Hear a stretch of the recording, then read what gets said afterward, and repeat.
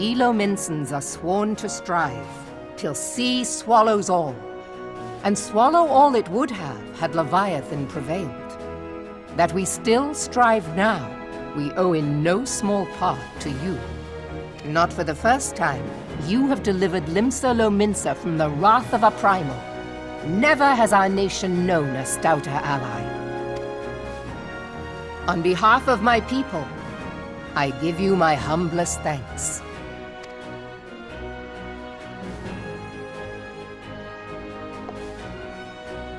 'Tis meet that I give thanks to old Mistbeard, too, for his fine solution.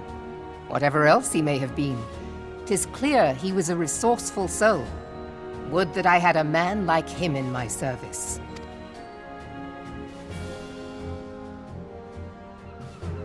Before I set foot in these lands, I had no inkling that the people of Eorzea contended with such mighty foes. Suffice it to say, their existence came as something of a shock, as did the idea that they could be defeated.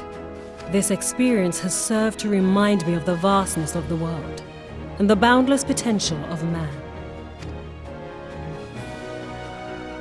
Though I am but a refugee in this realm, I would fain be of use to you in your fight. Know that I am tutored in one of the foremost combat arts of the Far East. It may seem outlandish to the Eorzean eye, but should any of your people care to learn, I would be pleased to initiate them. And I will see to it that they are grateful. I have no doubt that your knowledge and skills will serve us well. Besides, your art is not so outlandish as you think. Would you not agree, Master Thancred? Naught escapes your searching eye, Admiral. Few are privy to this information, but Limsa Lominsa is home to a certain secret fraternity. Its members are trained in a form of combat not unlike your own. By my judgment, it should not be beyond such individuals to adapt to the techniques I witnessed you employing with such admirable deftness. I am heartened to hear this. I too noted a kinship between your style and mine own, though it seemed to me that you fought differently in the beginning. I suppose I did. What can I say? I'm a man of many talents. Though you may labor to believe it, Thancred was once something of a scoundrel who fraternized with the criminal class in these parts. Yestola! You jest, of course.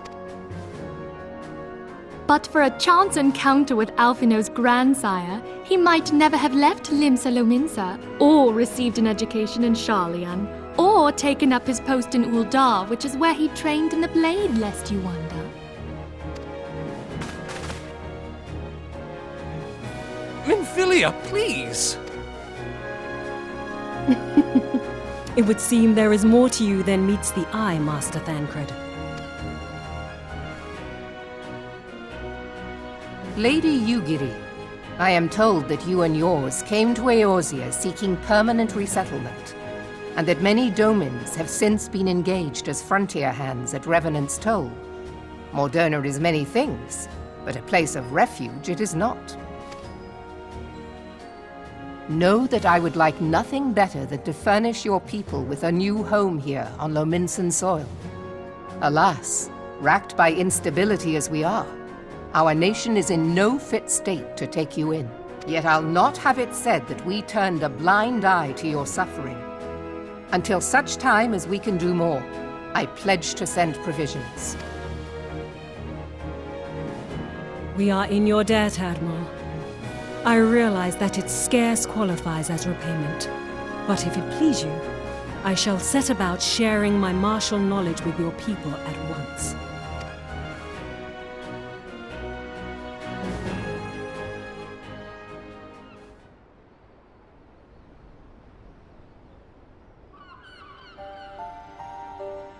You wished a word in private.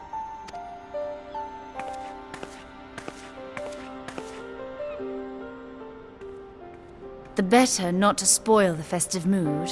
History repeats itself, Admiral. As the kobolds did before them, the Sahagin resorted to summoning their god over a territorial feud. They acted in self-preservation. It may be that the Sahagin initiated this particular clash, but how it begins does not interest me so much as how it ends.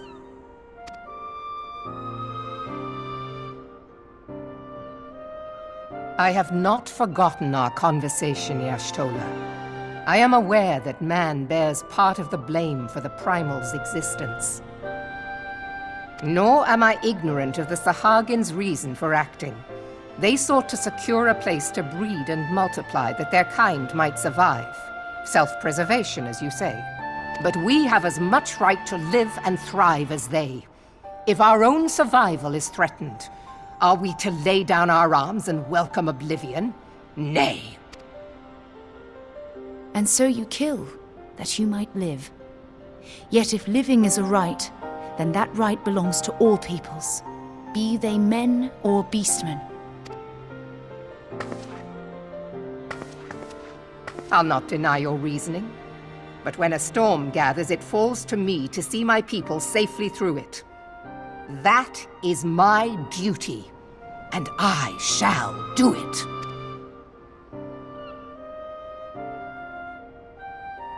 As must we all, Admiral.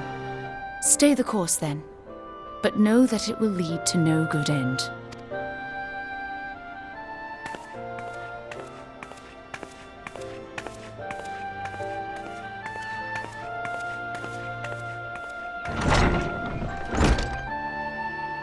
Man has ever put himself first and foremost. To justify his actions, he clads himself in the armor of righteousness, though it be a fancy of his own making. In this, mayhap the Garleans and we Domans are not so different.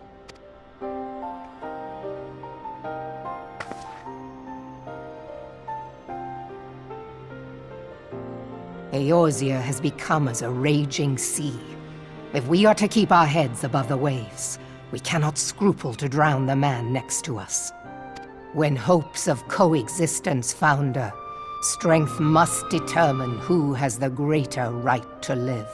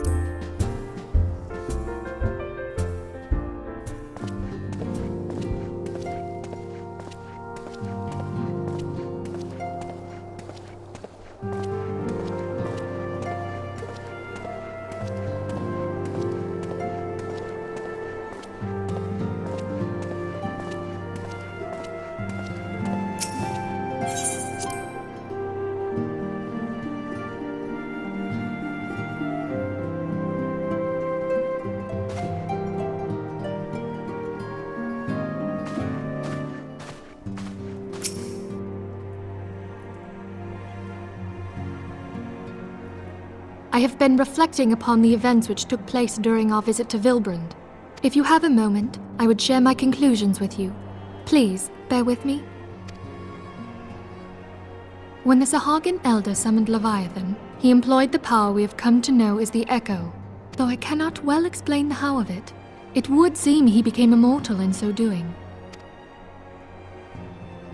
When the Admiral subsequently slew him, his spirit emerged from his lifeless flesh, a consciousness shorn of physical form. Thus transfigured, he took up residence in the body of his minion with the ease of a man donning a favorite glove. Long have I known that the Echo allows one to pass through the walls of a man's soul. But never did I imagine that it could free us from our own flesh, nor less that our souls could then occupy the next corporeal vessel to take our fancy. It was of this that Elidibus spoke, an existence which knows neither cessation nor oblivion. And yet, though the Sahagin had mastered his gift and thereby become immortal, he was by no means invulnerable. As we both bore witness, he was ultimately absorbed into Leviathan. And the import of this observation? If the Ascians' mode of existence is indeed the same, it can be inferred that they too are not invulnerable, that they can be destroyed. There exists a legend which tells of souls who are reborn upon the cusp of each umbral calamity, that they might stay the encroaching darkness. To most, it is but a fairy tale, yet recent events have given me cause to wonder, could the legend in fact refer to the Echo? Much and more yet remains unknown, but I am confident that all will become clear in time. For the present, however, what matters is that the key to defeating the Ascians may at last be within sight. With Urianger's aid, it is my hope that I shall fathom this matter ere long.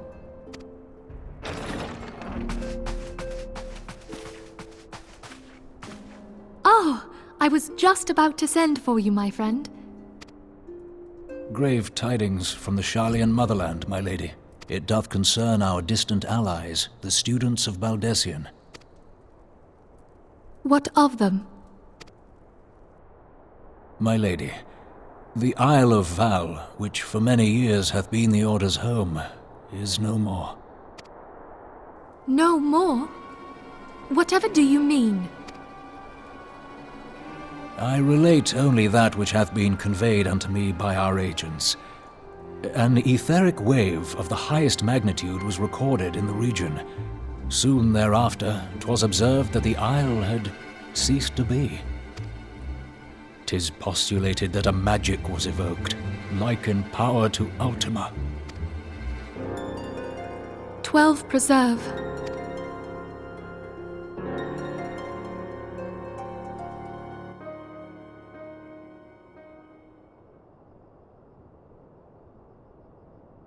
If there are no other matters, I move that today's meeting be adjourned.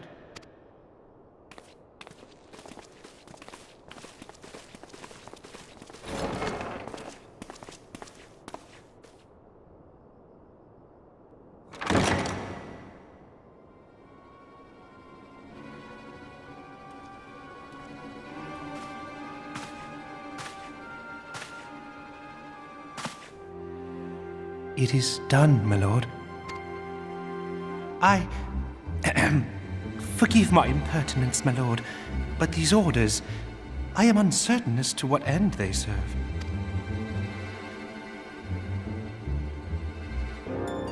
Revolution.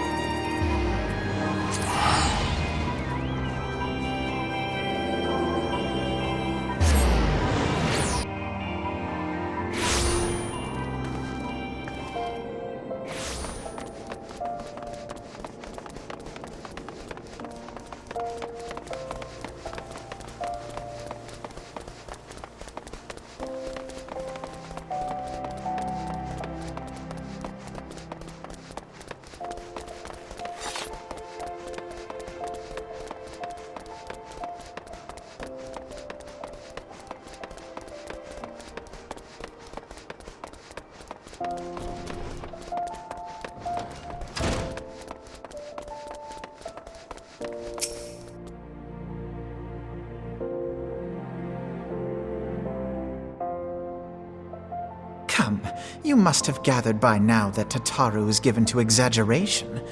As you can see, I am quite well. Ul'dah, on the other hand, is not. This riot was anything but an isolated incident. There is a restlessness in the air. Tensions long simmering are at last threatening to boil over.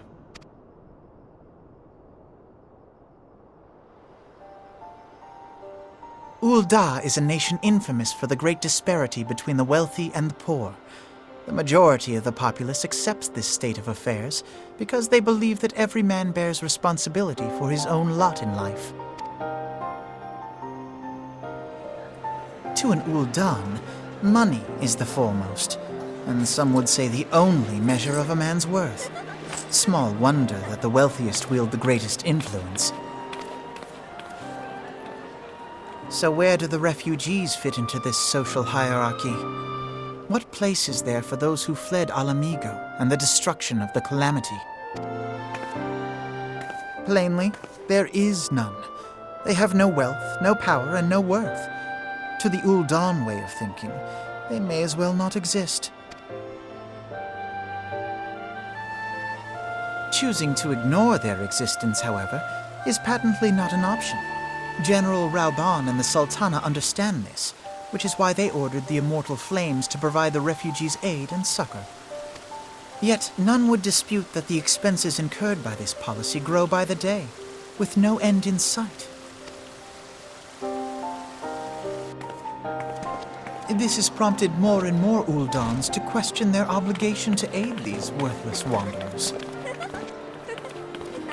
while more and more refugees have come to resent their treatment at the hands of the sneering citizenry.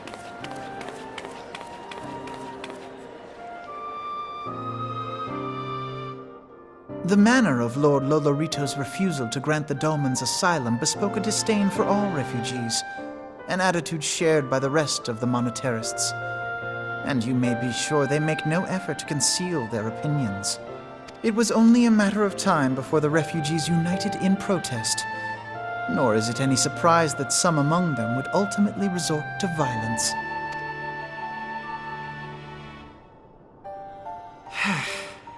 That the Immortal Flames should choose this of all occasions to engage in joint training exercises with the other Grand Companies.